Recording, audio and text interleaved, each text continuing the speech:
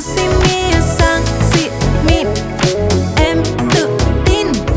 Sashimi, sashimi, bé dù thăm hỏi thì gọi sashimi. Và một ngày mới lại đến, tiểu thư hôm nay tâm trạng quá mỏi mệt, đau bụng, đau lưng, đau hết cả đầu. Sorry baby, nếu chỉ lỡ cào nhau. Thôi, chị không muốn. Đưa trà sữa cho chị không uống. Shipper gọi điện chị không